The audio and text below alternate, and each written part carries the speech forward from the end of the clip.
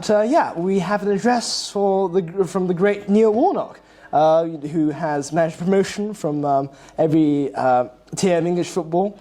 And yeah, former manager of great clubs like Sheffield United, Crystal Palace, Cardiff City, Huddersfield and Aberdeen, of course, most recently, and who is currently helping out at Torquay. So yes, a round of applause for Mr. Warnock. Okay.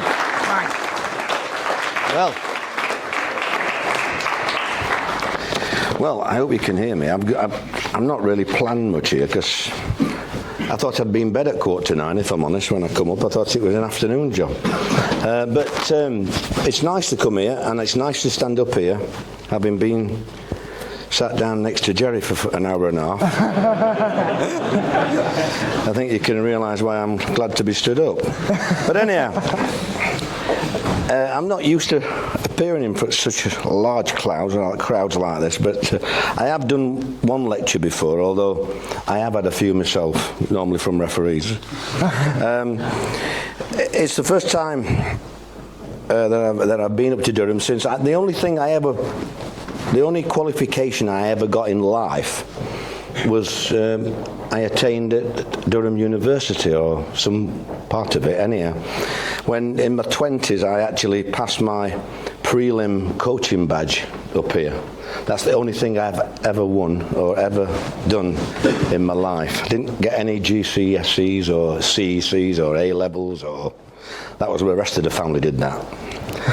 So it was. I want to talk about a few stories, but I also want to talk about you guys. And can I say you guys and gals, because there's ladies here present. You're not allowed to. You've got to be so careful what you say nowadays, haven't you? Dearie me. I was telling the lads, I called one Sky girl that I've known years darling the other day, and somebody tapped me on the shoulder and said, Neil, you're not supposed to say darling now. That's how ridiculous it is. But anyhow, you've all got qualities and strengths, and that's why you're here. And you know, Durham gives you the qualifications. So I always say, don't look for your weaknesses. Think positive and look at your qualities, and improve your strengths, your friendships, the confidence they got, your opportunities you got. Don't waste it in that. When I was a child, I was brought up with a brother and sister, and my dad was a steel worker, and he worked 16-hour shifts in the steelworks, and my mum had multiple sclerosis, and we lived in a 2-bedroom semi. I slept top and tail with my sister in one of the single beds, and my brother in the other one. Outside toilet, you know, it's a little bit, you can't really imagine that nowadays, can you? And it's how it was. But we never lost, you know. My dad made sure we had everything on the table, but I didn't realise what he did for me until he passed away. And then I realised just what he did and how he worked. And when I left school, I actually went to work with him in his steelworks, and I walked in one morning, so I'd only be about 15 then, 16. I walked in one morning with a jacket like this and a white shirt on, and I took my jacket off. It was red hot. So I took my jacket off and I walked through the steel mill where my dad worked, and I went to the office, and as I got in, I was going to sit down, and the girl in the office said, Neil, what you done with your shirt? And I looked down at my shirt, and I can't tell you how many specks of steel and everything else, what my dad must have been breathing in, was on my shirt. And I thought, wow, that's not for me, that.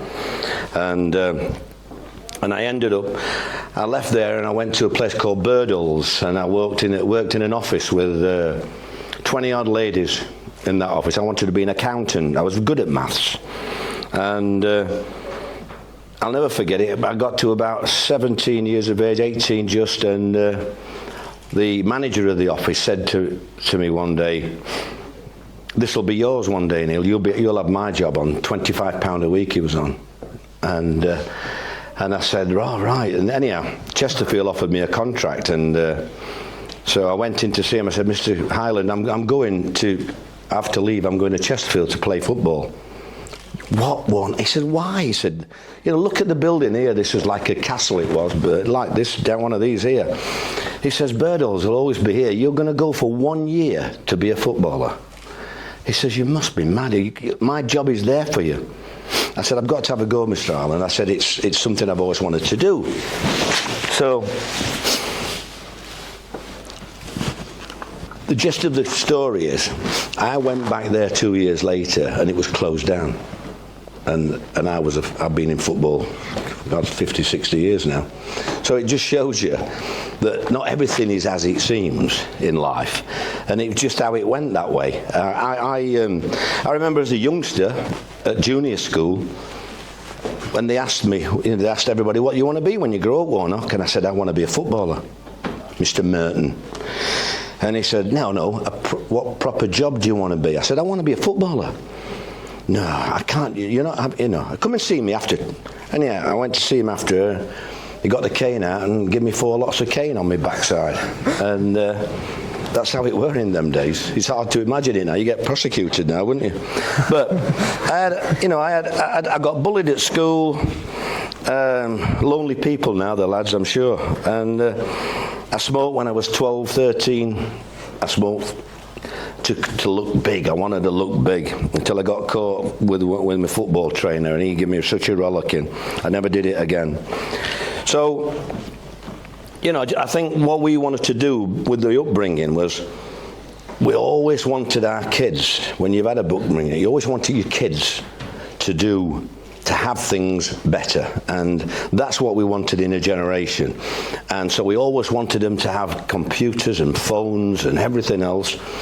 Little did we know that it would detract a little bit from the enjoyment that you miss by not being able to go out and play football till it goes dark, not be able to walk around in safety with so many horrible things happening nowadays. So I don't regret that. I enjoyed my childhood, even though we hadn't got a lot. I got my brother's shoes when he had enough of them, passed down. And that's how it was. Sharon said I was useless. My wife, she says, but motivating people is what I've always believed in, whatever job you're in. I mean, you know, look at the music and art and science and the medical. My daughter Amy is a radiotherapist, and I couldn't do her job. You know, she's crying the other night, and I'm talking to her. I said, a lady had brought some flowers in and done for being such a wonderful nurse. I said, well, what's wrong with that? Well, she's probably not going to be here in 5 weeks. And I thought, bloody hell. And I worry about whether I picked the right team or not. You know, that's what we're up against. Everybody has their own challenges, and it's how you meet them, isn't it? I've got one here. I'll have to tell you that one about Paul Harding here. Talk about the brightest lads I've ever had. I had a lad called Paul Harding at Notts County, and he's got a bad knee, and I went in the treatment room one day, and I spoke to the physio, and he told me, I said, oh, Paul, we're going to get you a cortisone injection tomorrow. He went, I don't want one, Gaffer, I've got an Audi. See, I'm just thinking who's the bright ones here, the ones that are quiet, and you know what I mean. But anyhow, I went to Chesterfield, and I learned things. Every manager that I had in my career, I learned things.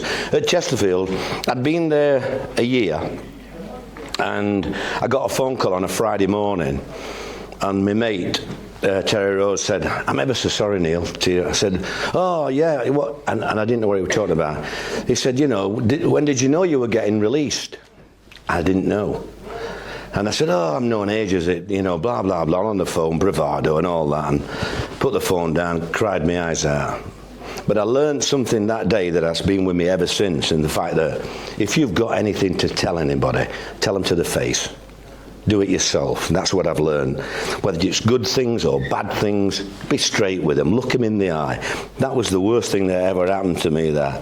And he was a manager that, in the corridor, if he dropped you and you weren't in the team, you'd walk down the corridor and he'd ignore you. He wouldn't even pass the time of day. So I learned that when I become a manager, I spent more time with the lads who weren't in the team than the lads who were in the team.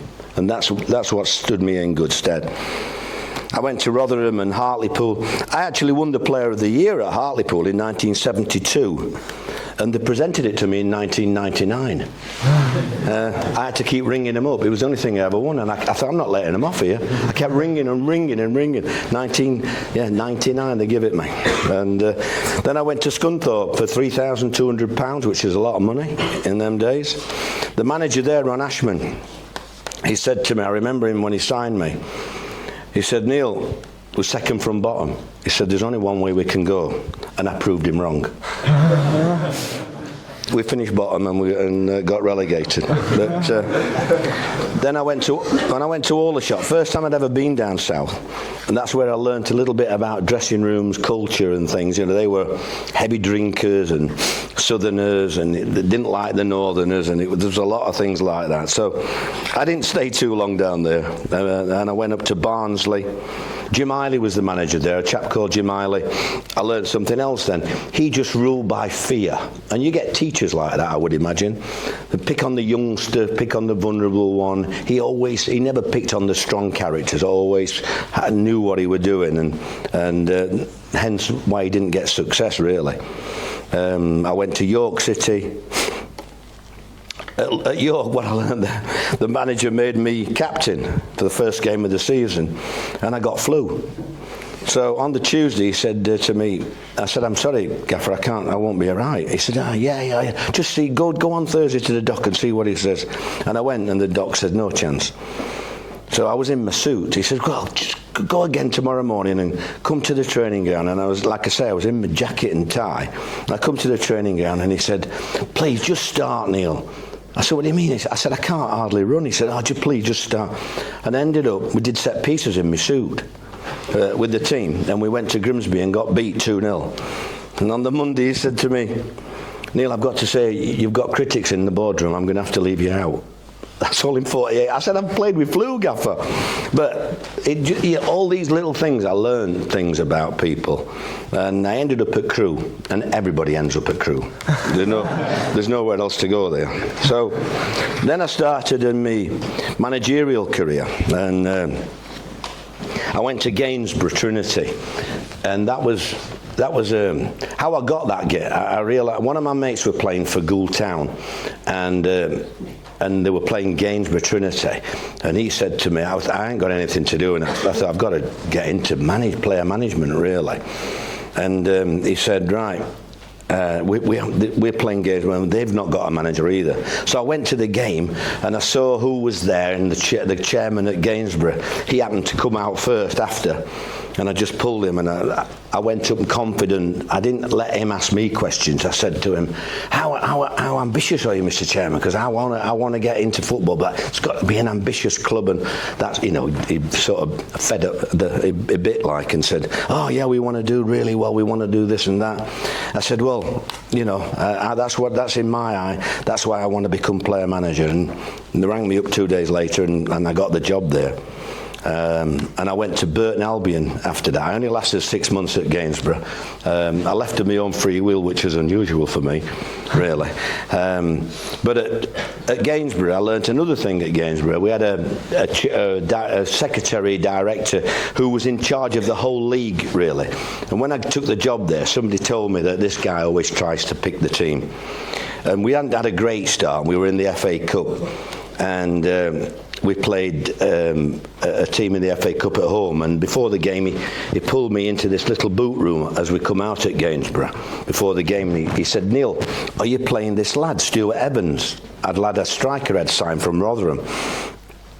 I said, why? He said, the directors don't think he should be playing. So I just took a deep breath, and I thought to myself, if I'm not strong now, this is my first job, I'm never going to be able to manage. All in the space of a second, too. And I just said, well, look, Ken, you better go back and tell him that while I pick the team, he's going to be in my team today, and I'm not going to change that. So you can tell him what you want. And I walked off.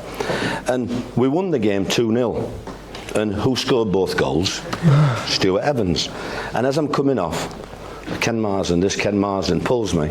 Neil, quickly come here, into the same room. I said, what do you want, Ken? He says, we've got to get Stuart Evans signed up now, he says, because Sheffield United want him. This is all in the space of 90 minutes from telling me you shouldn't play him. And so it was a great lesson for me about everybody has an opinion, but don't listen to them. Do your own thing if you want to be successful. Thanks for the welcome, by the way. And so I went to Burton Albion. I had 5 years at Burton. And the first thing I ever won was a cup at Main Road at Man City's ground when we beat Macclesfield in that. And Scarborough, I went up to Scarborough. I thought that was like Man United of non-league when I got the job there. It was unbelievable, the stadium and everything. And I took about 25, 40, 30 players over there and signed probably 17, 18. And we were 50-1 to be outsiders to get relegated, really. And we ended up winning that league, which was unbelievable, really. It's a miracle. And I did something there that I've never done before. I had 3 chairmen in 12 months. I kept giving them a vote of confidence. They normally give the manager a vote of confidence, don't they?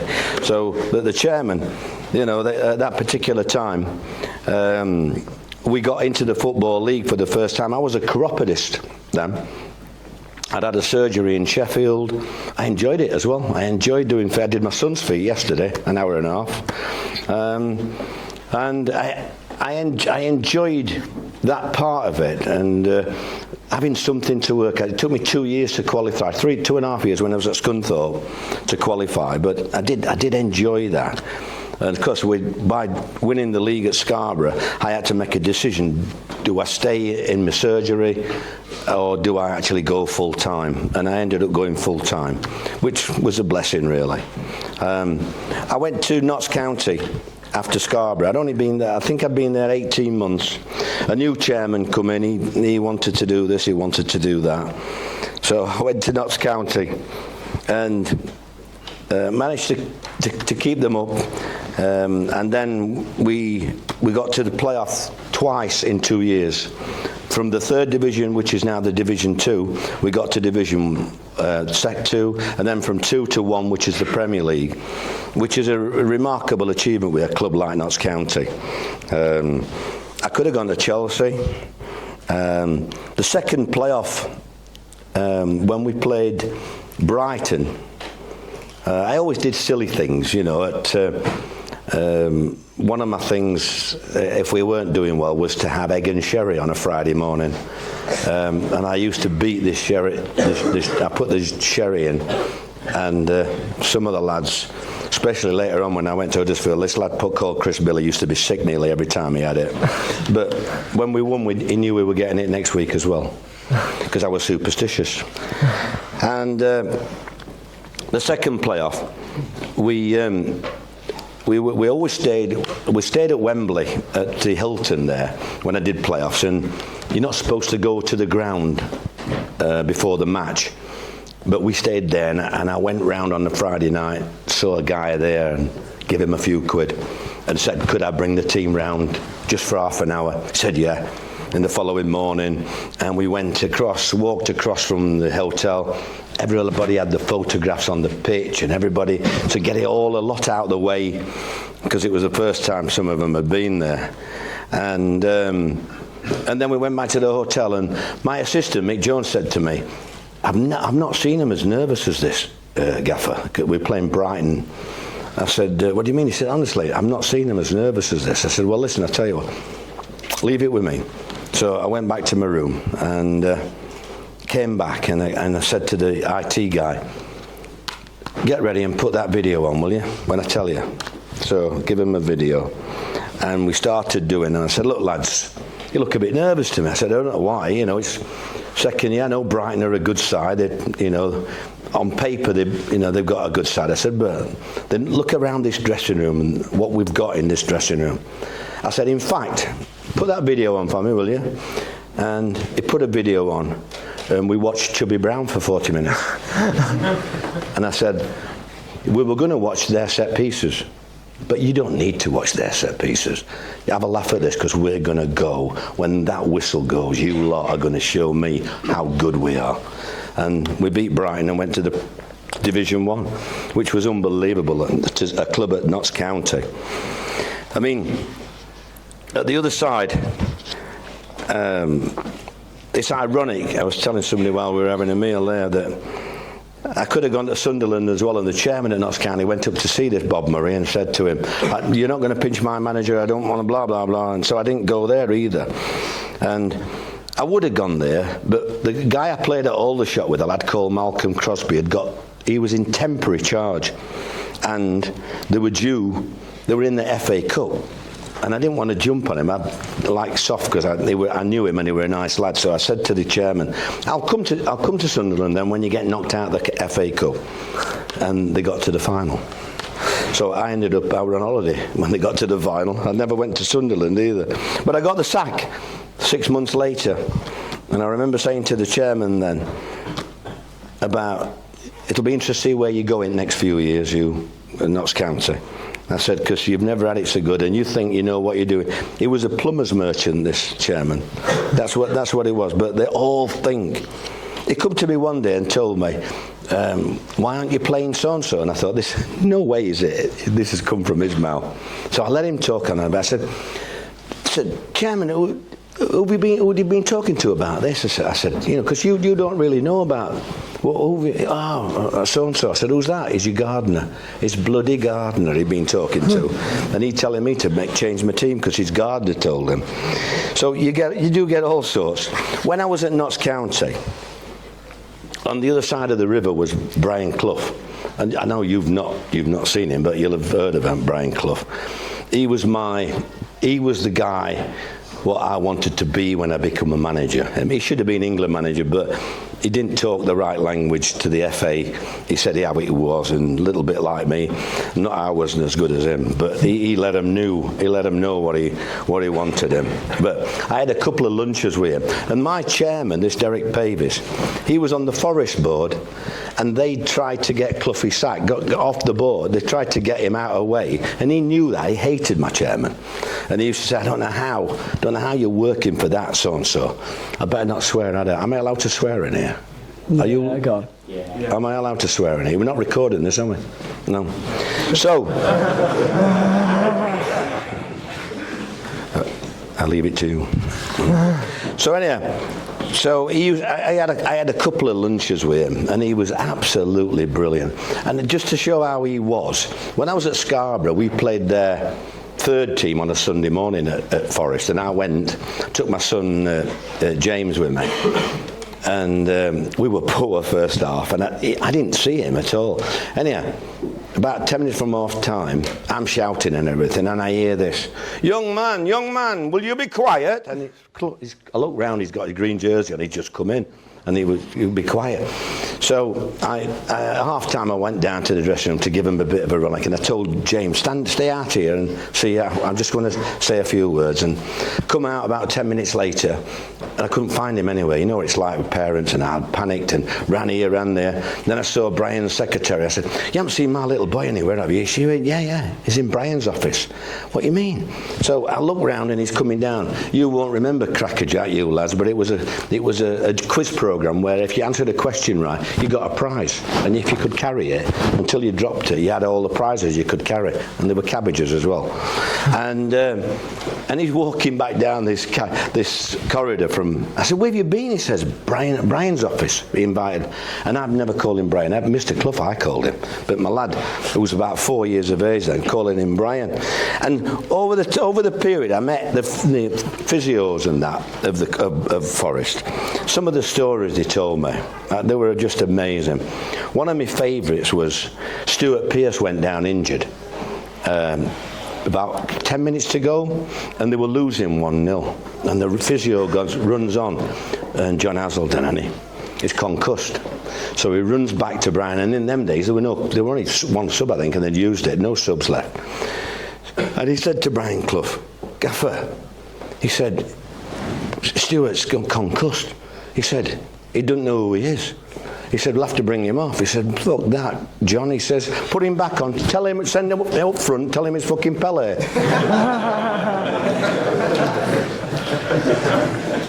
And that's how Cloughie was. He had a centre half called Larry Lloyd, and he pulled him in the office one day, and he said, Larry, I want you to answer me a question, son.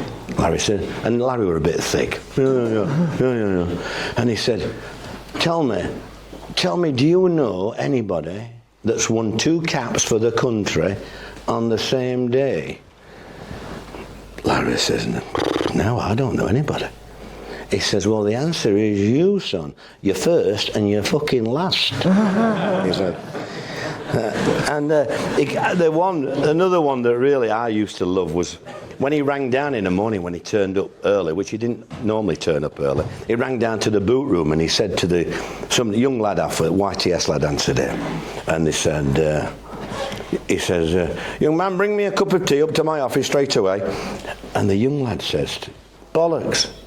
And Brian Clough said, do you know what this is? The manager speaking. Do you? And the young lad said, no, do you know who it is? Brian said, no. He says, bollocks again.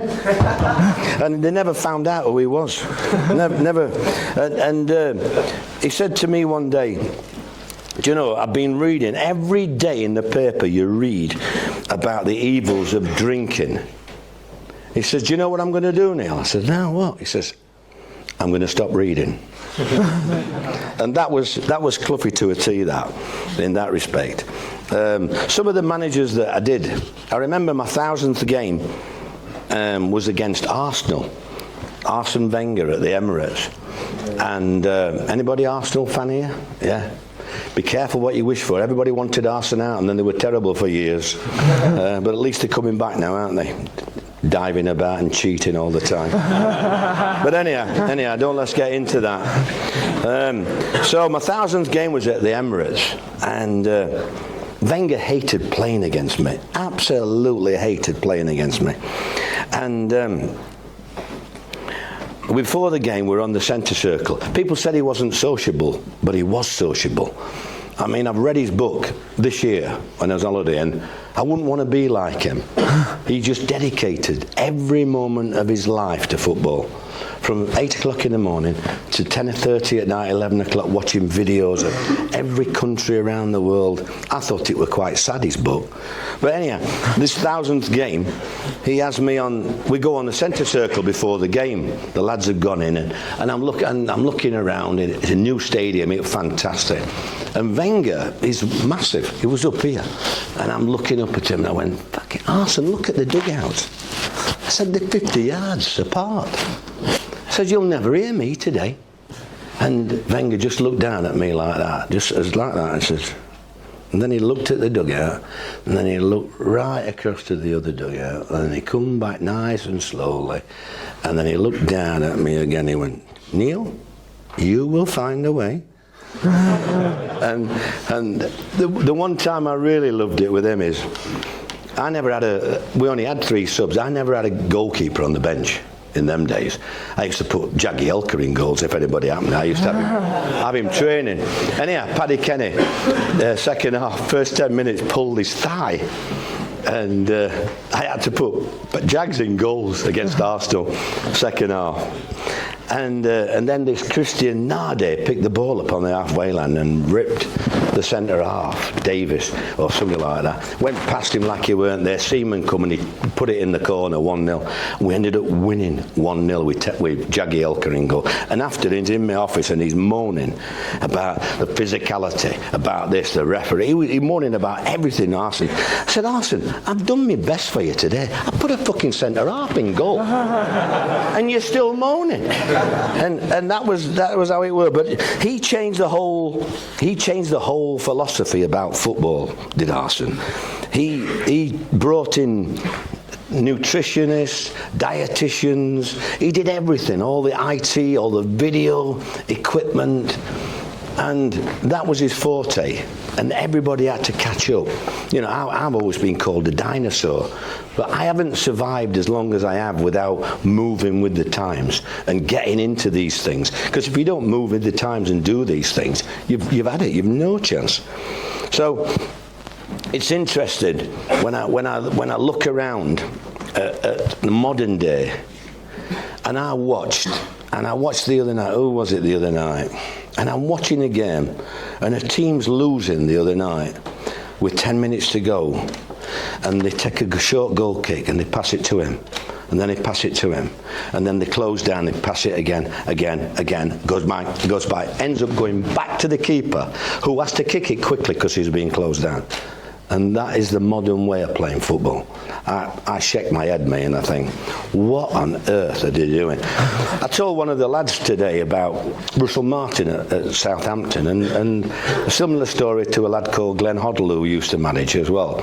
And This Russell Martin last year, I was doing the Sky game. They were in. They lost 5-0 at Leicester, and they said to me, "What would you do, Neil?" You know, on the TV, they said, "What would you do, Neil, after that result?" I said, "I'll tell you what I'd do.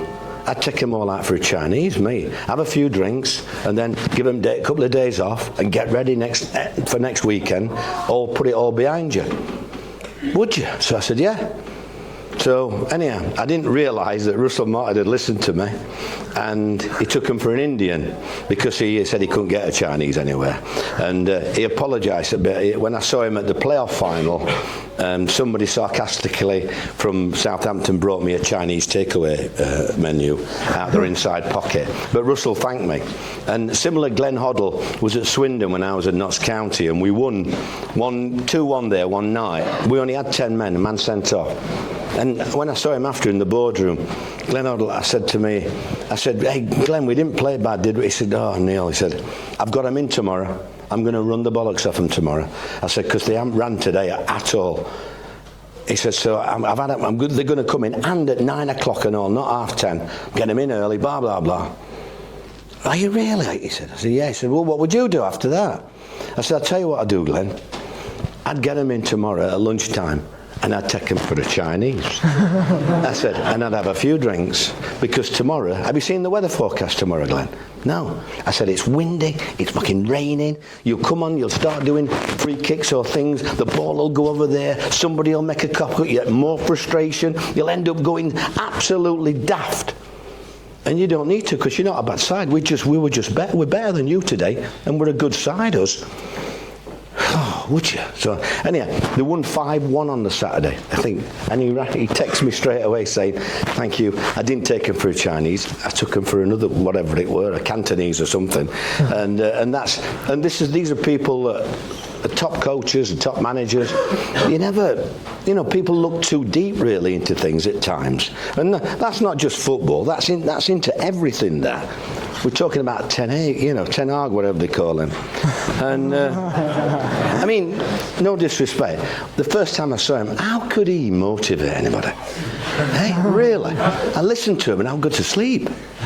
I just think, oh my God, this young lad might be all right, but we haven't got any English. I thought I might get asked because I'm the only English man left, really, that's good enough. But, I was talking about Man United. I got relegated at Sheffield United when Ferguson played a reserve side. Last game of the season against, you must have heard Tevez named a few times. And they lost 1-0 last game of the season. They were playing in the FA Cup 3 weeks later. And he played the kids.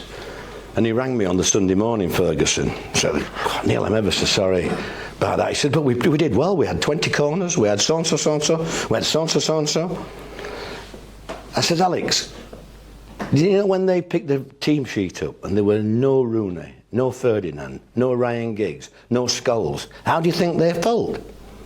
"Oh, I know, but we played well." I said, "All right, thanks," and I put the phone down. And then Benitez did the same. He played a team at Fulham for Liverpool. They were playing in the Champions League final 3 weeks later.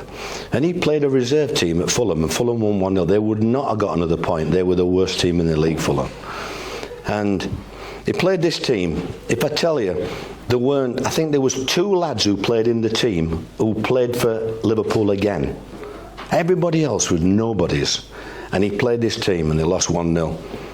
And I thought to myself, really, you feel sorry for yourself because we got relegated on the last game. And we got 38 points. You have a look nowadays, how many points you need to stay up. And I went to Wembley to watch the Chelsea game. And Chelsea versus Man United. Ferguson, I took William there. And I rang my older son. And I says to him, "James, I want you to put me some money." I don't bet. I said, "I want you to put me some money on the 2 teams." I said, "I want you to put me some." I think it was Milan who were playing Liverpool and Chelsea playing Man United. "Put me money on as much as you can get on Chelsea and Man United and Chelsea and Milan, will you?" "Why is that, Dad?" I said, "I'll tell you later." Anyhow, so I put all that money on. and Milan and Chelsea both won. And I made a fortune on it, but it didn't help me, but it made me feel better knowing that they hadn't got what they wanted. They knackered myself up, but they didn't have. And I've been a big believer in that. Throughout my career, I've been stitched up quite a lot. Chairman, Christ. I've had chairman promise me this, promise me that. And I've always, when I went to Cardiff, I'd been out of work. I can't remember where I were now. I think it were Rotherham. I was at Rotherham. I kept them up. It were a miracle. It was a fabulous achievement. We only had 12 games left, and we had a good group of lads, and I think they needed me at that particular time because they got no leadership, and we rattled a few feathers, and we stayed up. And then he didn't offer me what I deserved, and you all know, whatever job you go to, you know how much you should be on, and if you're good, you get more, you want more. And I wanted the money that I was on when I'd been in the Championship before. So I told him, and he, can't afford that. And I said, listen, all right. So 2 weeks went by, and nothing happened. And I think it was Blackburn and Forest. I spoke to them, and nothing happened with them. I didn't feel like it, or I'd got 2 or 3 players waiting to come and sign from a junior oiler, and Sol Bamba, who sadly passed away now. There were 2 or 3 lads waiting, and then Cardiff chairman rang me. I was in Scotland, and said to me, Neil, would you come down? I want you to be our next manager. He didn't say, I'm going to interview you. Will you come down? I want you to be our next manager. So I flew down to London, met him in a gentleman's club in the at Shepherd's Market, where I used to like it, around there, at the back of Hyde Park.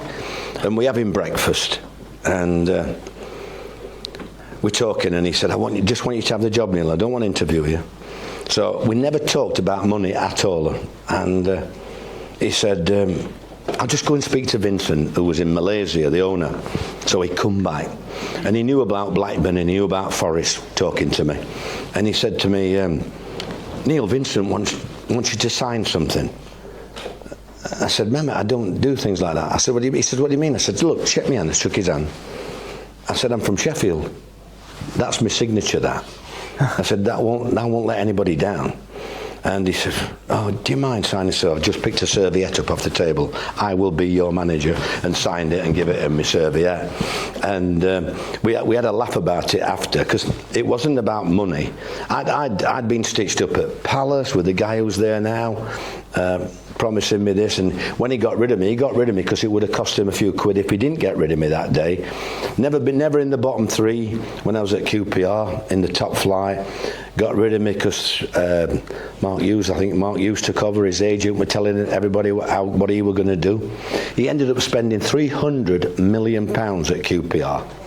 And I remember seeing this Fernandez 2 years later, the chairman. And I said, hey, Tony, how'd you go on? He said, biggest mistake I ever did, Neil, I'm sorry, is getting rid of you. He said, it cost me 300 million. I said, Tony, it couldn't have happened to a nicer fucking bloke.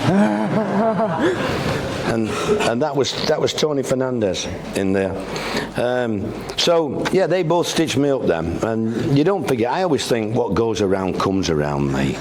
I've always been like that. What you've never had, you never miss. When I was at Sheffield United, I gave evidence about this Tevez thing to the big count court job. And the barrister, they were all sat over there, West Ham and all Sheffield United there, big barristers, and 2 or 3 people up on the top who were judges type thing. And they asked me about my evidence, and I gave them my evidence, and I was genuine. I knew I'd done well. And after the barrister came to me and said, Neil, we would not have won that case without your evidence. I said, I know. I said, but I just wanted to do it. He said, I know. I said, because we shouldn't have gone down. So this guy who I'd known 17 years was the chairman, and he said to me, I had £1 million for staying up. And he said to me, Neil, for doing that, I'm going to get you the best there is to represent you. Can't put you on our case, which they could have done, but he said, we can't put you on our case, but I'll get you the best there is to fight your case in court, blah blah blah. And they ended up getting £25 million, Sheffield United, which if we'd have been the other way around and we'd have been a London club, we'd have got deducted points. But that's how the FA is. That's life in general, not just in football. It's not what you know, it's who you know, isn't it? So, you know, this guy I knew.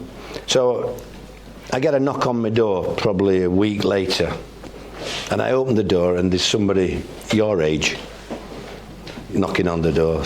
And I said, oh, yeah, what can I do for you, son? I've come to represent you. Could I make a few notes? I said, what do you mean? You mean who? He said, yeah, I'm representing you for your case, for your thing. I said, how old are you, son? 20, I think, something like that. I said, how long have you been in here? Oh, I've been at the practice for 12 months now. I said, well, you go back and tell Mr. Cave to shove it up his arse, all right? I don't want it. What I've never had, I never miss, if that's what he thinks.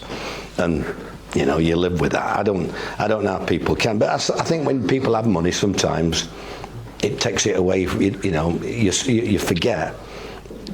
Money's not everything. That's what I think. So some of the chairmen, I think, wow. I've had a few in my life. The story about when they're talking about how precarious management is.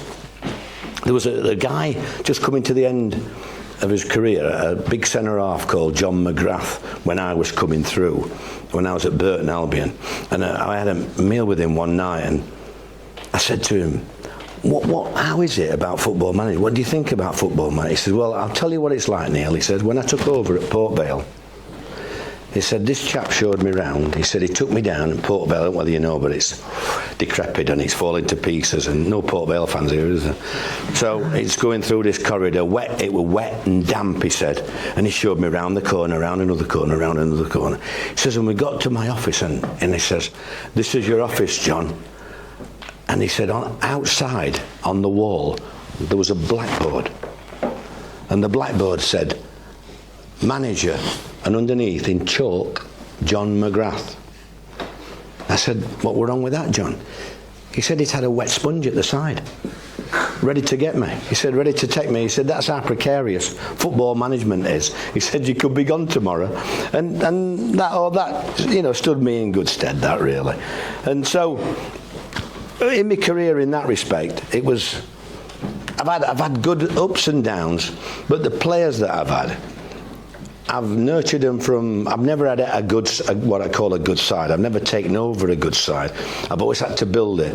And although it's difficult, the rewards you get are far greater than just going in and having a good side. When you see players who are average players playing brilliant, and I had 4 playoff final wins at Wembley, and you know, to see the fans going home and all those scarves out the windows and then open top bus rides, and I've had 8 promotions. People ask me, which is your best team? You know, but I mean, when I went to QPR, I think they were second from bottom, something like that, and it was a red hot day, and as always, I can't remember names, but we had a game. I always have a game with pads on. I want to see who's going to tackle, who's going to head it, who's going to be in the trenches with me. That's what I wanted. So we're having this game, and there's a kid over there and it's a red hot, don't forget. He's got black gloves on, black woolen gloves. And I said to the guy who was telling me, who's that with the black woolen gloves? He said, don't want to know him, Gaffer. What do you mean I don't want to know him? They call him Turab. He gets everybody sacked. Last 2 people have got sacked because of him. What do you mean got the sack? I'm telling you, Gaffer, you don't want to know him. And I watched this game. It was only 20 minutes each way. And the ability that he had was unbelievable. I'd never seen out like it, mate. And I couldn't see many goals from the rest of the squad, really, because I'd watched a few videos and that, and I thought, you know, we're really in for it here. So you just get, and you'll have it in your life, you'll all have it in your life where you get a hunch. You don't know why, but this is what I'm going to do. Even though you think you shouldn't do it, this is what I'm going to do, because I think that's going to get me success or going to be the answer. And I pulled him over after and I said, Adele, come here, son. I said, do you want my coat? while I talk to you. Fucking red hot it was. He got gloves on. I said, do you want my coat? He thought, no, I'm okay. He thought I would take it up. So I says to him, you know, like, on Saturday we play West Brom, top of the league. Yeah. I said, you're training with the kids, aren't you? Yeah. I said, on Saturday, I play you on Saturday, and I talk me foreign accent like that. We all do, don't we? When we get in the airport, can I have 2 coffees, 2 cafés, please? And I said, Adele, on Saturday, I play you. I said, and you know if you're shite? Do you know what shite is? Yeah. If you're shite on Saturday, I play you the next game. And if you're shite the next game, I play you the next game. Do you understand? He's thinking, if I'm shite, I'm going to be playing football. And he's not played for weeks. Yeah, I understand. I said, you will keep us up and be my little gem. Do you understand? Yeah. Oh, yeah. I will. I try my hardest. I know you will. So, anyhow, so we got him in, and we stayed up, and we signed him in the summer. Harry Redknapp couldn't wait to get rid. Even though later he said, when he did well, he said that he knew we were going to do well. He couldn't wait to get rid of him. So Adele's there. We beat West Brom on the Saturday, and he was magnificent. Anyhow, following year, we signed him, and I said to all the players, and I said, look, I'm making Adele captain. I said, I know there's 4 or 5 of you that should be captain, but you got to trust me. I have a feeling about this kid. I think he could get us up the top. And if we go up there, you know your contract's going to be just as good. So you've got to go with me on this, and we'll have ups and downs. Okay, Gaffer. There's Sean Derry, Clint Hill, all experienced players, Elgerson and all these. So we said, right. So I said to them all, we had a game, and said, Adele's going to be captain. Adele didn't realise at the time, but wow, captain. So I said, right, in this game, I said, the back lads, you back lads? Yeah. Anybody passes to him in our half, £50 fine. £50? Yeah. Anybody gives him the ball in that half, £50 fine. Adele, if you come over that halfway line, I fine you £50. Do you understand? Yeah. I said, anywhere if you touch the ball in that half, you fine £50. Right, okay. So they worked it out. We only got 2 50-quid fines off the defenders. They did it twice. Clint Hill did it once. And so we stopped him from having it there, because when I took over, when he got the ball, he didn't bother about losing it. He'd nutmeg somebody and give it away and they score. Never bothered about it like that. Whereas we had to have some sort of discipline, and that was it, doing it in a light-hearted way, really. And he was unbelievable that year. And we got promotion. Some of the goals he scored, some of the passes he made for goals were just out of this world. And all I did was put my arm around him. Only time that I gave him a bollocking was once. We were playing Saturday at, let me get it right now, Saturday at Scunthorpe and Monday at Barnsley in the Easter time. So we go away for the weekend. We're playing 2 away games. So on the Thursday before the first game, he comes in my office and he says, Gaffer, I have a problem. What's your problem, son? My friend, he'd been shot in France. And I have to go back home. My mother is sad, and I have to see my family. I said, listen, Adele, I'm telling you now, your family's more important than football. You get off, sort it out, but I want you back for Sunday to play Monday. Oh, yes, I come back on Sunday. Yeah, definitely. Okay, off you go then. So off he goes. We go up to Scunthorpe. We score first, and we lose 4-1 at Scunthorpe. And on the way back to our hotel to go to Barnsley, I've got this Gianni Palladini, who was the chief exec, ringing me. Flavio Briatore's been on, Neil, and he wants to sack you. He doesn't think we'll get another point, and he wants this. So I said, oh, Gianni, you sort him out. I can't be talking to him. And then Bernie Eccleston phoned me, because Gianni must have told him. Bernie Eccleston said, take no bloody notice of him, Neil. So we goes to the hotel. And then on the Sunday, I said to my secretary, Caroline, he's coming in on Sunday, Adele. Don't want you leaving him. Don't let him go out on his own. When he comes in, you don't let him go out your sight then till he's in the car coming up to us. He's got to play. So he comes in and she rings me. He's coming, but he wants to go. He wants to drive home. No, don't let him drive home. I said, I don't want him driving home. I want you to give it. I forget his name now. The guy who did the driving. I want him to bring him up to the hotel tonight. Oh, I said, I'm just telling you now, that's what I want. I don't want you to let him out your sight. If he wants to go back for some clothes, you go with him, Caroline. And he wanted to go back, so she went with him to his house. He got clothes and then back into the car, and they came up. So, we have a meeting first thing on the Monday morning.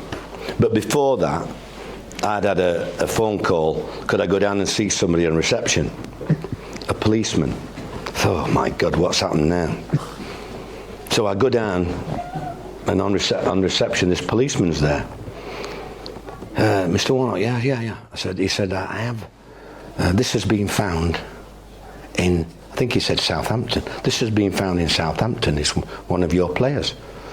That's what he mean. A passport, yeah. He said, yeah. Who is it? Opened it up. A Delta Rab. His passport, Southampton. So never been home in a million years. So I gets him in before we had the meeting. I shouts him in and I went, how did it go with Del, with your friend? Was your mother okay? Oh yes, thank you, Gaffer. And your friend, family? Oh yes, thank you so much. I said, oh, so it was worth it then, wasn't it, to go home? He said, oh yes, sir. You lying bastard, I said. Look at that here. This is your passport. And he didn't know what to say. Did not know what to say. I said, you better fucking score tonight, you. Or you are fined 2 weeks' wages. Do you understand? Nobody knows about this, only me and you. You don't score today. He scored in the first minute. He scored in the first minute, and we played absolutely useless. They battered us for 95 minutes, Barnsley, and we won 1-0. And really, long term, that got us promoted.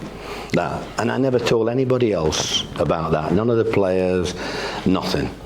And that's just the things that you had to put up with to get where you got to get, you know. And over the years, I remember the lads at Sheffield, when we went up to Scarborough pre-season, and Pesca Solido said to me, there's a bowling alley up in Scarborough.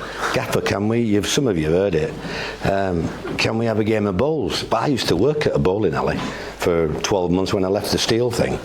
And when I said to him, can you have a game of bowls? Yeah. The lads are like, I said, oh, well, make it worth his while, Pesca. Why don't we put, I think it's 20 quid each. Put 20 quid each. Oh, good idea, Gaff, for that. Well, whoever wins it.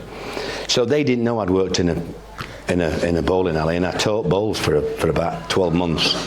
So 20 quid in each, we go to the bowling alley, and I comes out of my car, opened the boot, brought my own bowl out, put my own shoes on, got my little flannel, what I wipe my hands with, and I shot 247. I think I had 6 strikes out of whatever, which was good in them days.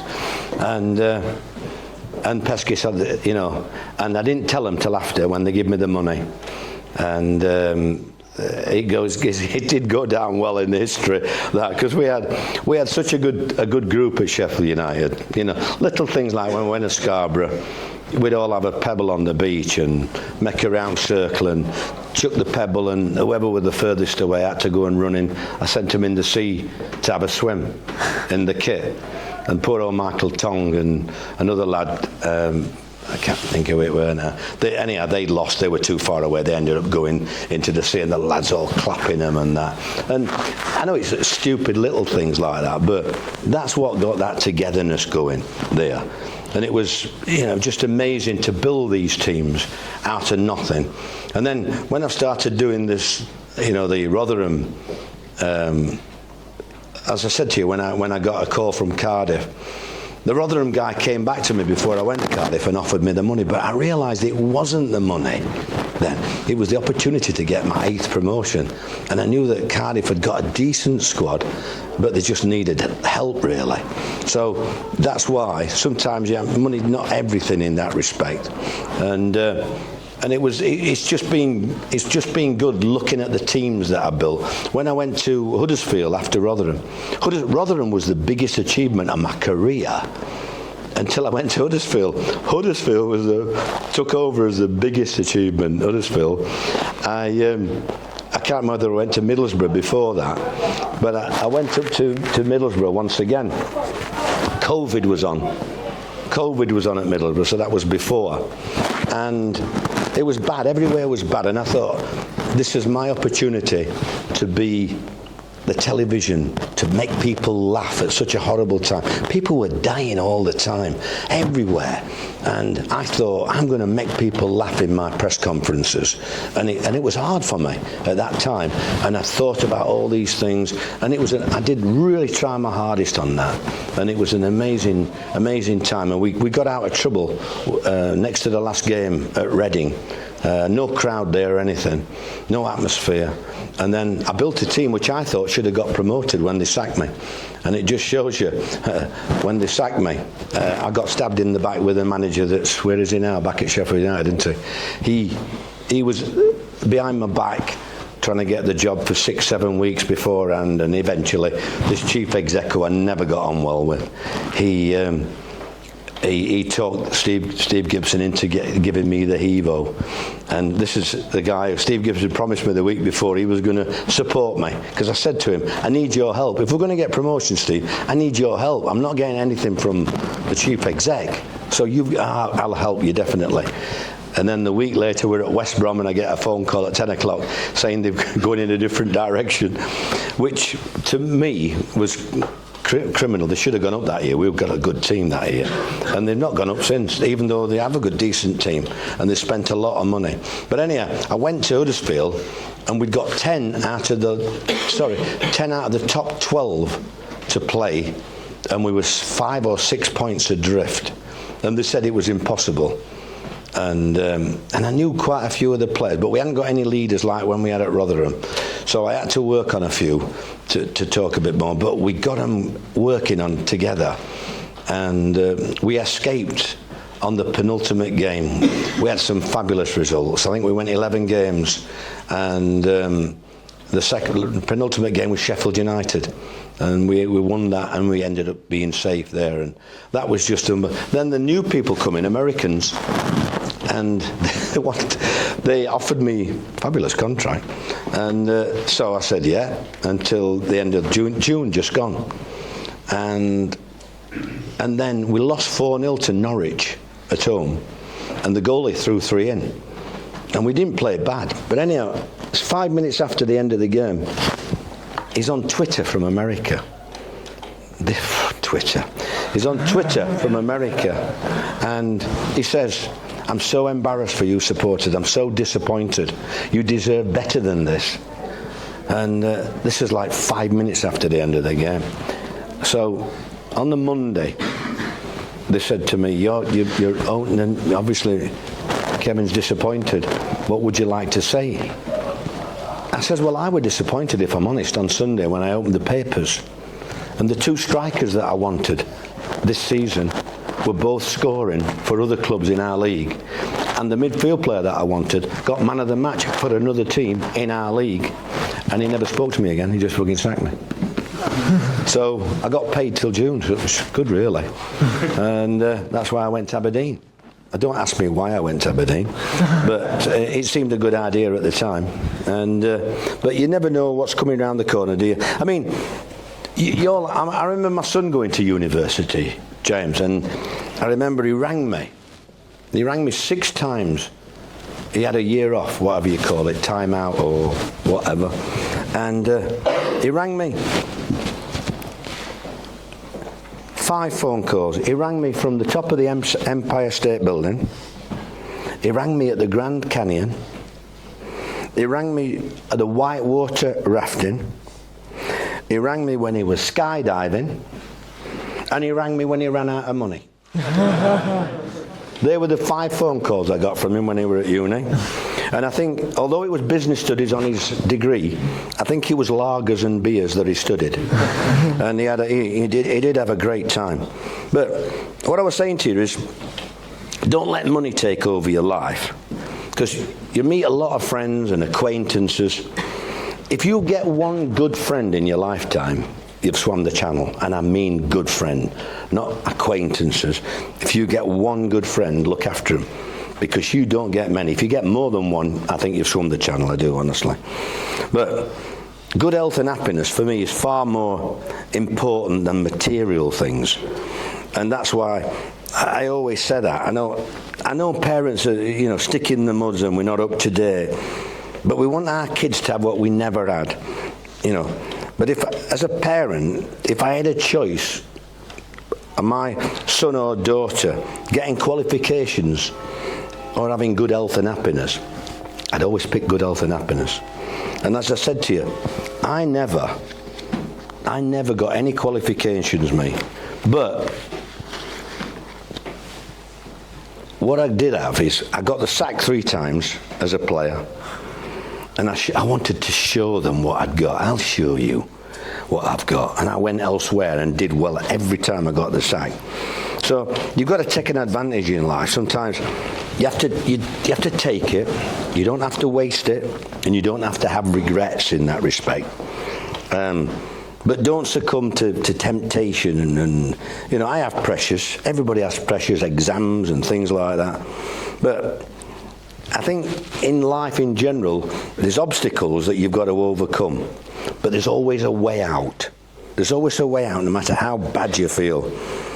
In football, when you're winning, anybody can manage. Anybody can manage. When you're losing, it's how you react to it, how you react to the disappointment, mate, how you turn things round. And that is the same in life. You don't have to accept defeat. You always have to prove the doubters wrong. That's for me anyhow. And take anything out of people. You'll hear people talking. Some of them might be me tonight, but you'll hear people talking and you'll think, what a load of rubbish. And all I say to you is, nod your head and be polite, but you let that go in and come out and drift away. You don't have to say anything. You have to store it in your mind, discard it if it's bad, and keep it if it's in. Your family's so important, your brothers, sisters, mums, dads. They can be a pain in the arse. I know we all can, because we all think we know best and everything. But when you need support, they're always there. And I get good support from my missus, and the kids keep me sane, I've got to say. We all need help at times, but you haven't got to be afraid to ask. Don't look down on anybody. Have values in life, and remember, you don't know it all. You think you do at times, but you don't know it all. My dad said to me, don't shit on anybody on your way up, son, because as sure as lie, you'll pass them on your way walking down. And I think that's good, mate. I've remembered that all my life, mate. And I think, whilst I've been nervous tonight, I do wish you every success, you lot. You come tonight on a day, I never realised it was 7 hours. Dear me, I would never have come in a million years if I'd have known. He kept pestering me, kept bloody ringing me up at all hours of the day, getting on my bloody nerves. But what I was going to say, I'm sorry I've gone on a bit, but it could have been worse, couldn't it? Because I put here, could have been graduation and whatever, and it could be the master talking. You would have been asleep then, wouldn't you? In there. So, to finish with, the lads I've spoke to tonight, I love poetry, mate. I love writing poems, but it's got to rhyme. And I wrote a poem about my career. I've had to keep putting chapters in when I've got another job. But this will finish on my poem, So, I've been retired now from football for quite a while. Some of the teams I've managed have been criticised for my style, but I've always wanted my teams to excite the fans and get them going. And most of the football played has been fast and flowing. I've managed some fabulous clubs and had some amazing times. Wrote quite a few poems along the way, most having good rhymes. Marmite, just one of the names I'm called. Colin too, I can't think why. I've also had a few battles with referees, and yes, they do make me sigh. Shankly once said, they know the rules but not the game. The quiet ones are the best I've found, while others seek their fame. You only hear about me being charged by the FA, which is sad. But throughout my career, I've not always been bad. They never report about after a game when I go and tell them the ref's done well. doesn't sell newspapers or make headlines, so on this they don't dwell. I started non-league at Gainsborough, Burton and Scarborough, all excellent clubs. When I think back to the beginning, not even sure we had subs. Notts County followed with 2 great promotions on the trot, both in the playoffs at Wembley. Boy, were we hot. I turned Chelsea down to stay loyal, rewarded 6 months later with the sack.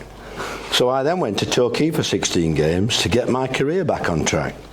Up to Huddersfield, took them to Wembley, first time in years. Then up through the playoffs at Wembley again. There sure were some tears. I spoke to Lionel Pickering at Derby, but I decided to head south to Argyle. But bottomed the league after 5 games. However, we started to play after a while. Eventually the Green Army got promotion after walking up Wembley Way. And when I see people in Plymouth, they still talk about that day. The first win at Wembley, memories etched forever in time. I thought we might get automatic, but to win the playoffs is never a crime. Then on to Oldham and Bury, both clubs on their way down. When I see where they are today, it does make me frown. Then a call from Derek Doolin, the most wonderful man you could meet, sent me over to Sheffield United, past my grandma's house on Denby Street.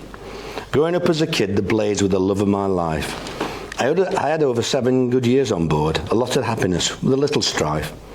2 cup semi-finals and promotion. I'd like to think we turned the club around.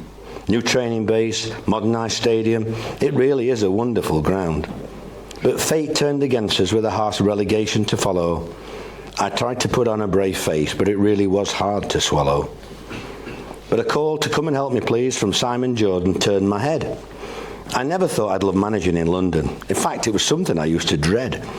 But the Eagles were brilliant. Selhurst Park atmosphere, oh so loud. When you walked out on a Saturday as manager, well, just made me proud. I love working with Simon, always supported me right until the end. It was a sad way to leave, but I'd always classed Simon as a friend. On to QPR, Gianni, Flavio, Bernie, to name but a few.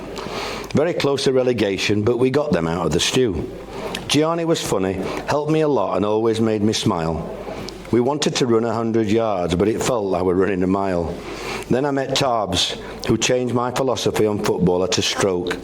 I told all the other lads to trust me, and that it wasn't a joke. And boy, did we have some good times at Loftus Road, Adele and all. We started off well, but everyone expected us to fall. We pushed on, guts, determination and quality was all there on show. They all tried to stop us, media, FA, but they couldn't stop our flow. I could see the fans at Watford celebrating. Oh, what a day. One of the hardest jobs I've had both on and off the pitch, I'd say. Next came Leeds United, massive club, and I thought I could do well. But no chance with new owners around the corner and Ken B wanting to sell. Right club at the wrong time, just me luck I'd have to say. But to get success there at that time, well, I'd just have to pray. Now back at Palace, I couldn't resist, but I never stood a chance. With people in the background interfering, they led me a right dance. QPR beckoned and I enjoyed helping out for a short time. I thought I might get them back up. Hey, positive thinking isn't a crime. So on to Rotherham, 6 points adrift but a good group of lads. Making sure 5-a-sides that all the players wore their pads. It's amazing what team spirit can do. We went on an amazing run. 11 games unbeaten, winning against all the top teams while having some fun. Tony Stewart, a great chairman, he asked me to stay, but I'd got the bug again for another promotion, so I left to make hay.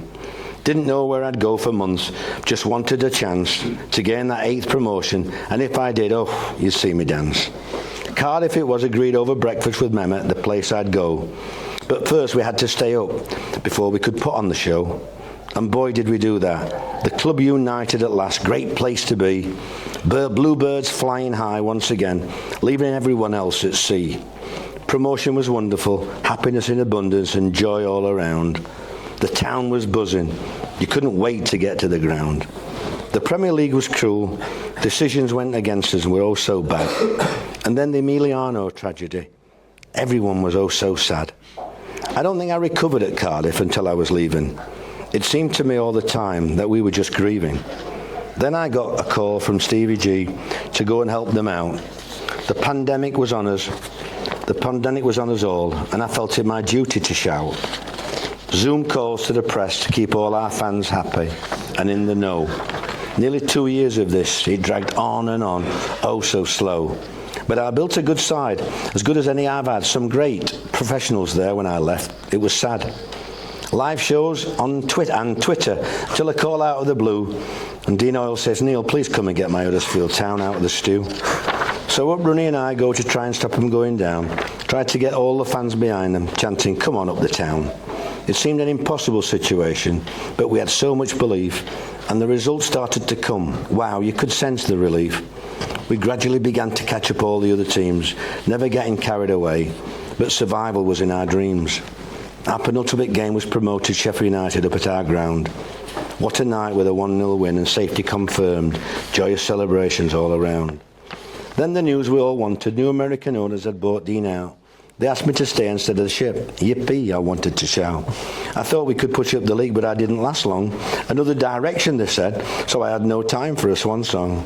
I twiddled my fingers and thumbs for quite a long time. Then Aberdeen came and I thought, well, it's not a crime. To manage in Scotland is something I always wanted to do. And the offer to manage the Dons came right out of the blue. But I sprinted up there without thinking a bit. Right club, wrong time. Well, it wasn't a good fit. Semi-final of the Cup, and I did wish them well. But a new manager was needed, and I told them not to dwell.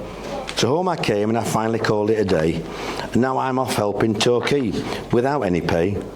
It's a lovely little club, great fans, one I've managed before. And with good new owners, who knows what's in store. So that's it now. If you're still listening, well done. My career in rhyme, good and bad, yes, we've had some fun. To football fans everywhere, I'd say it really is a wonderful sport. So stay disciplined and behave, and don't sell yourself short. And that's me done.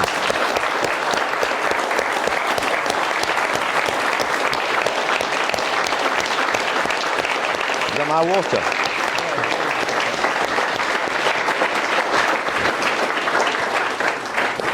Yeah. So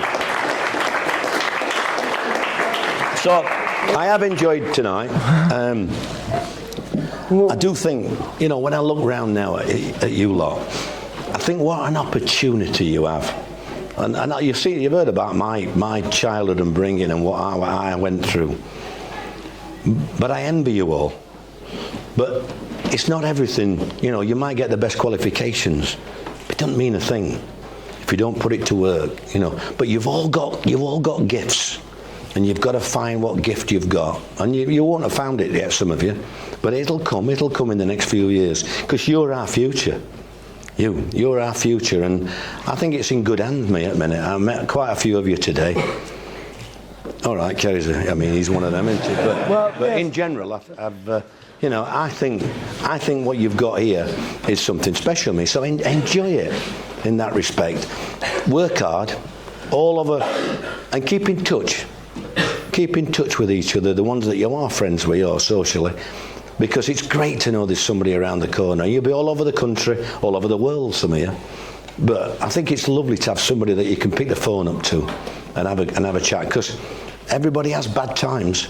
Everybody has bad times, and you have to get through that. You have to be above everything there, and you listen to people, and like I say, you listen to some rubbish and you watch the telly, and you know you're going to have to pay for all this debt that we're going into over the years. It'll be you lot that pays for it. And but I just think it's a great opportunity for you. So when he asked me to come, I thought, yeah, I'll come, and I'll give my 10 pennyworth in that area there. Because a lot of people, when they look at me on telly and think, bloody hell, you know, shouts that he must be an idiot and all things like that. But I've enjoyed my career. I never thought I'd ever, you know, from taking an under-13 team on at Hartlepool, on the village green, and joining a league and winning things with the under-13 team. I've not changed as a manager, and people could say what you want. It doesn't matter what you go into, whether it's law, whether it's a bloody shop, whether it's whatever it is, an office-wise. To be successful, you've got to get the best out of your staff. Not just football, in any walk of life. You have to go in that place and make them feel $1 million. And if you do that, they will work their box off for you. And that's how you get success. No good. You know, some people, some of your teachers will be sharp with you and all this, that, and the other. No way of handling you. But that's not the way to be successful. The way to be successful is get people on board. Get people on board and trust them, delegate, and that's how you'll get success. And I do wish you every success. I hope you get another shirt, son, at some stage. Okay? But other than that, I do wish you a success. I hope I've not bored you to death tonight, but it's been a pleasure. All right, thank you very much.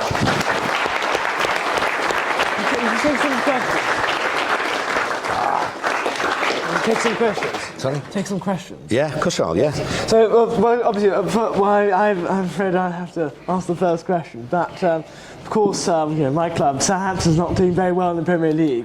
You got 1 point out of 8 games. Do you think you can turn it around, and if so, how would you turn it around? Southampton? Yeah. No.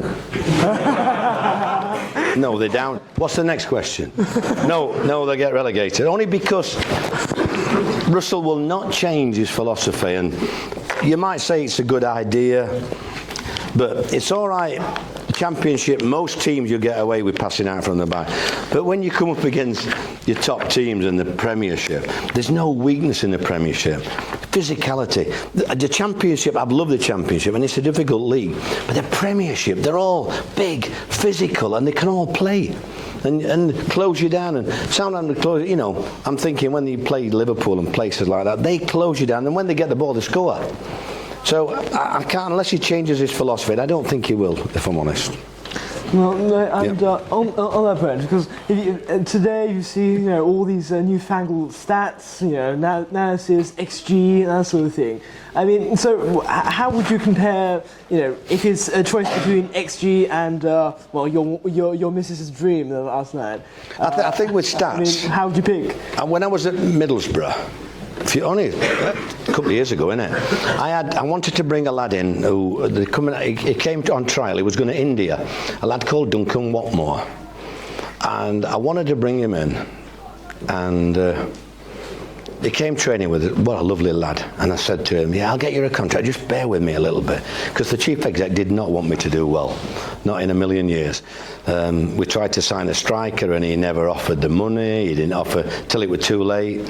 So we never have a team. Anyhow, Duncan came training, and he was super. We couldn't give him a contract. We only wanted to give him peanuts, which at that time, I know it sounds a lot of money to you, but I wanted to give him something like £2,000 a week till January, which is nothing in the Championship.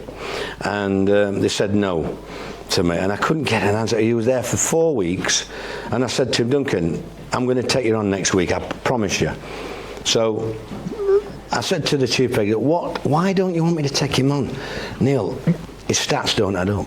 What do you mean his stats don't add up? Well, he doesn't score enough goals. He doesn't do this, he doesn't do that. I said, I want to pay him £2,000 a week. I said, you've got people on £25,000 a week. I said, I want to pay him £2,000 a week. No, his stats don't add up. So I rang Steve Gibson, and I said to Steve Gibson, Steve, I want Duncan Watmore signed. I said, £2,000 a week till January. I said, take it out of my wages, and when I sell him, I'll have the money. And we signed him the next day, because Steve knew I was serious then. We signed him the next day, and they sold him for $500,000 last year, and he scored 10 goals for us between Christmas and the end of the season. This guy would never have sold him.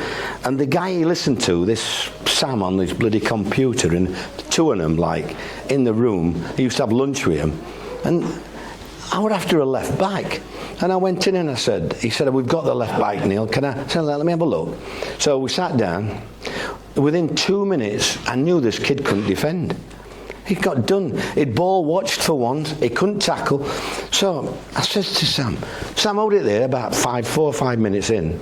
I said, Sam is no good to us, him. I said, he's not a fullback, he can't defend. Oh, Neil, have a look here. He's got the best headers ratio. He's got the best tackles. I said, Sam, he can't fucking defend. I don't want him anywhere near me. He can't defend. He would not have it because he didn't add up with his stats. And that's what you're up against now. Your stats and that. I mean, there's nothing like looking at a player and knowing... I don't. I think the football's gone completely nutty me at times when you see the money that Man United are throwing away and other teams that are just stupidity, really, isn't it? Some of the signings, They've got. I'm talking to the Everton guy tonight. Where's the Everton? There you are. I mean, the centre halves won't get in my team. The two centre halves they're playing, Keane and the other lad.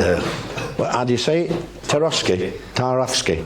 Oh dear hell, they're slower than me. I don't, and I can't understand it, me. Anyhow, not to worry. Anybody else questions? Yes, sir. You with a posh grey jumper on. Could you give name and college, please? Sorry, Thomas Hennigan Powell, University College. If you could pick a dream England 11, any era to manage, which English players do you wish that you had the chance to manage in your career? Like any period, like with that. Well, you've never heard of them. You don't know who they are. Yeah, you've never. I'm 75, son. Well, I don't honestly. We've had so many good goalers, haven't we? We've had great goalkeepers. So you can take your pick of them. I mean, Shilton and Seaman and people like that were brilliant. Left backs. I don't think we've had. I can't remember the names. There were two really good left backs before my time that played in the World Cup in '66. Wilson, I think, was one of them. Wilson and somebody, but they were very, very good. Bobby Moore was excellent. Bobby Moore. Bobby Charlton was fantastic. I mean, Giggs, dear him, mate, Giggs. He's Welsh, of course. He was. I just some of the stories about Giggs are fantastic when that porter went into his bedroom. Did you hear that one? That was brilliant, wasn't it? There's £50 notes everywhere, and he went, "Where did it all go wrong, George?" He got like thousands and thousands of pounds on bed with his blonde. But Giggs was very good. But you look at some of them now, you can't really compare them. I was telling the story when I was 19, my first club at Chesterfield. We played Newcastle in the Central League, which was our reserves, their reserves. And the Central League was the best league there were then. And we went up to Newcastle, and on the outskirts, this Dave Blakey said to me, "Neil, be prepared for what's coming." He said, I've seen out like this." "What do you mean?" He said, "I'm not telling you, you'll see." Dave Blakey, by the way, played in shoes with the rock iron fronts, like iron boots, like builders were. That's how he were, him. Old-fashioned Dave Blakey. And we turned up at Newcastle, and there were 15,750, something like that, a reserve game. And there was something Malcolm McDonald were playing, something like that. And I'd never seen crowd like that. They were just unbelievable. And that's how it was, in them days. But I looked at his boots. I mean, how could you play in them nowadays? You couldn't do anything like that. But I do think we have some good players. I don't think we've got a centre half now. The lad from Palace is not bad, but I don't think anybody else. I don't see enough. I think that's the biggest problem that Tootle will have, because I don't think we have a centre half. I think he'll play the three at the back, which is good, because then the lad from Liverpool Trent will just bomb on, won't he, in there, and that's where he needs to do. I think you need to look at his strengths, not his weaknesses. That's how you get the best out of him, and he will. This Tuchel, he'll get the best out of them. We've struggled left back, haven't we? Piercy was good as a defender, and to say he came from Wealdstone, did Piercy, originally. And like I said, a lad Wilson. Centre halves, I played with a lad at Rotherham called Dave Watson, who was the best header of a ball I've ever seen. He was always first picking five-a-sides, because the ball come and he headed it, it'd go 40 yards. And we can have a laugh now, but he's got Alzheimer's. And you look at that way he headed the ball, I'm not surprised. I mean, I was glad I went winger, and he headed it twice. They used to clap when I headed it, me, the crowd. So, forwards, I think forwards, you've got a long way to go than Harry Kane up front, really, haven't you? But I mean, Jeff Hurst, I heard him today on the thing. He was superb. He had a lad called Roger Hunt, who was a manager's dream. He was a Liverpool lad, and he just worked his socks off. And as a manager, you need your 8 out of 10 or 7 out of 10. Never going to be 9, but never going to be 5. You need some of them around, and and now I look at. I mean, Palmer excites me. I do love Palmer. I did, I'm one shouting at Southgate on the television screen, "Why don't you get Palmer on? Why don't you do this? Why don't you?" I'm thinking, what are you doing, you? You know, I'm a bloody manager, screaming at the telly to get Palmer on. And the problem is with management, as Carsley found out, you get told by the press about all these players, how good they are. And they are. Bellingham, blanking, eh? I played against him when he was 16 at Birmingham, and I said to our lad, he's only a kid, this lad. You can sort him. I get stuck in early doors. We could never get near him. He was unbelievable. But you look at him and Foden and all the others, and Carsley tried to play them all. You can't play them all. You've got to have a system. You've got to leave people out. That's a horrible part. But you've got to play a system that they know. And we hadn't got a clue what we were doing against Greece. Not a clue what we were doing. So no wonder they went straight in for Tuchel. And then they said, we'd been talking to him 3 days before the Greece game. They said, didn't they? What a load of bollocks. They never spoke to him. You know, they were just, the Greece game made them realise we better get somebody in quick. That's what happened there. So yeah, I mean, it's a great. I do enjoy. I'm glad we've got somebody else now.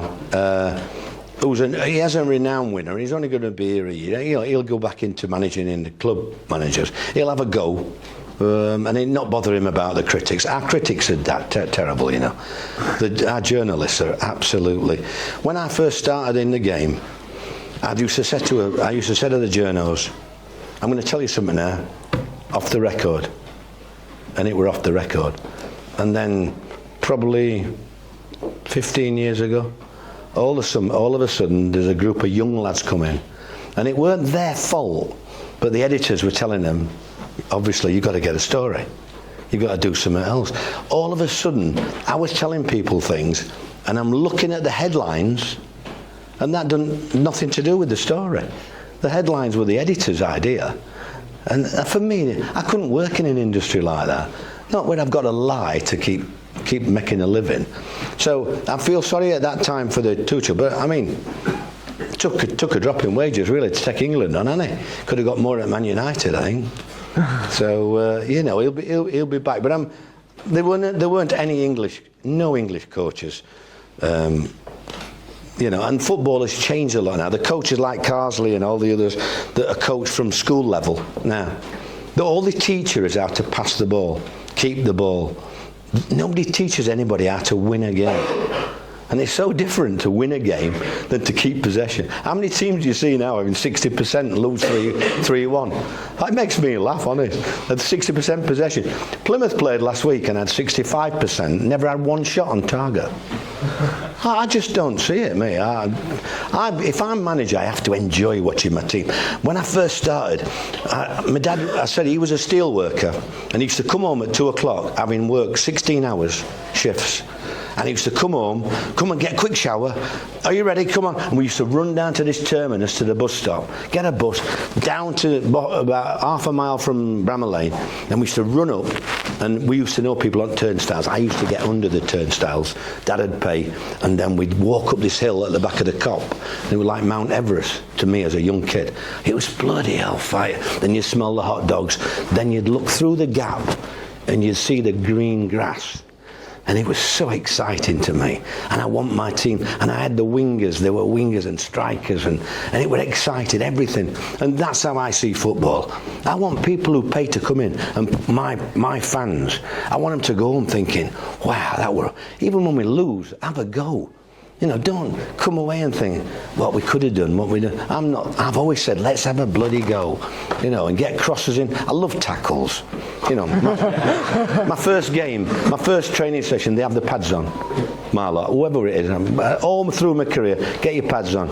And then within 10 minutes, I'm not a bad judge who I'm going to want in the trenches with me. Because my teams, the one thing about my teams, if you asked in the championship who you don't want to play against, I bet you I'd be top of the list. I bet you I'd be top of the list who you don't want to play against. Because they knew there were no easy game against my team. We might get beat, and that's how I build it. I want excitement. I want oohs and ahs, and I mean now you can't celebrate a goal with VAR, can you? You can't celebrate a goal. And I think, how much have we lost by doing that? And I wanted VAR because when I was at Cardiff, I got relegated on a offside goal that Chelsea scored, 2 yards offside. 2 yards offside at least. And I knew that night we were relegated. Everybody were quiet and heads down. And I went in the referee's room and I said to him, do you want to come in my room now and have a look what you've done? I can see him now. Ed Smart, they call him, linesman. Ed Smart. And Craig Pawson, referee. And I said, do you want to come and have a look at what you've done? I wanted you to do your jobs. We're winning 1-0 against Chelsea. We're in 90th minute. And you cannot see somebody 2 yards offside. I got blocked. My vision says fucking blocked. You know, but they don't realise, do they? I mean, I'm not saying Ten Hag wouldn't have got sack, but you can't tell me that's a penalty. And the ref knew it weren't a penalty. The ref knew it wasn't a penalty. But who's on VAR? The top guy, Oliver. So when he goes over, he's not going to contradict Oliver. But if he'd have had the bollocks to do it himself, he would have said, no, I agree with me, what I'm doing, it's not a penalty. That never, anybody that's played the game, you know, and that's why I said they've got to get bloody people that have played the game into that studio somehow. Sorry, son. Oh, well, yeah. You with that excuse for a beard. I'm Charlie Marshall from Kilby College. I was going to ask you, and I'm sure lots of us want to know, Neil, tell us more about your wife's dream. Oh, bloody hell. Well, it was a... I mean, sometimes silly things happen, don't they? There's a lad called Danny Butterfield at Palace. And we were struggling. We had a couple of injuries. And in training, I went home. That's all. And we're talking to her at home. And I said about Danny Butterfield, I said, fucking scored a great goal today in training. And she said, I think you should play him up front. I said, what are you talking about? He's right back. She went, I know, but I think you should play him up front. I said, you're joking, aren't you? Anyhow, I goes in and we hadn't got a striker. Both of them were injured. So I'm thinking about what she said. And so I said to Mick Jones, Danny Butterfield, I'm playing up front tomorrow night.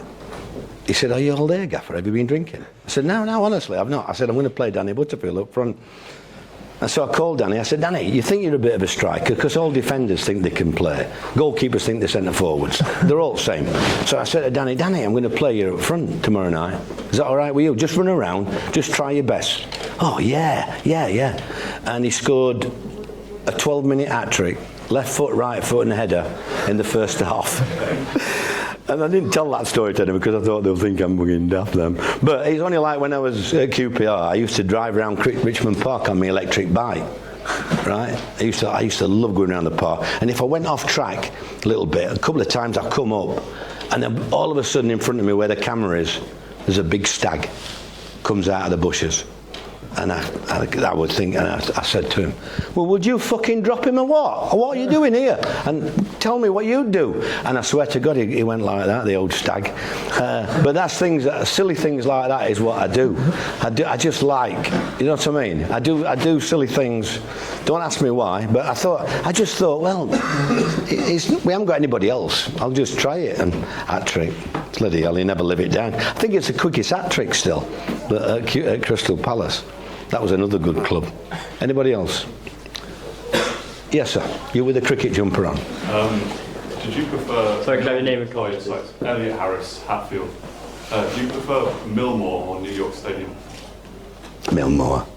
Yeah. Oh, you mean... I know, I think the stadium's fabulous. Now, I thought you meant the name. Oh, no, just like the atmosphere. Oh, no, good atmosphere at New York. Yeah. It's a good atmosphere. When we played Derby County in that run when I kept them up. Yeah. And they full at the back of at that cop end. Derby filled it that night, yeah. Right? And they had a lad called Wassell in charge. He was a youth coach, a bit like Carsley, put in charge. And all of a sudden he changed. He'd come in a jacket and shirt and tie on the bench. And his assistant was a lad called Craig Short who played for me. Sorry, at Scarborough. So we're playing them, and they score first. They're winning 1-0. And then he stands up and he starts shouting. Then they're winning 2-0. This is in the second half. They're winning 2-0. The fans start chanting his name.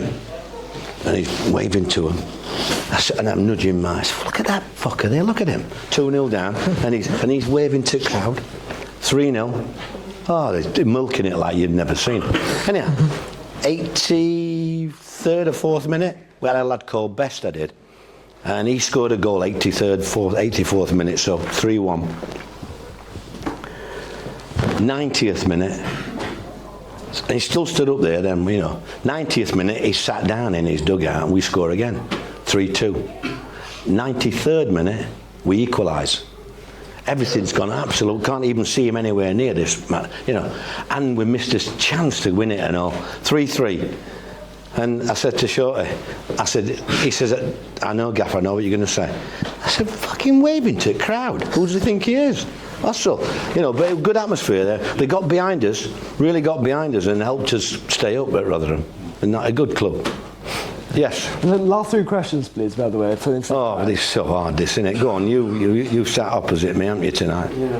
Do you, sorry, Exeter and Hilby, do you think that it is easier to get promoted from the Championship or to stay up in the Premier League?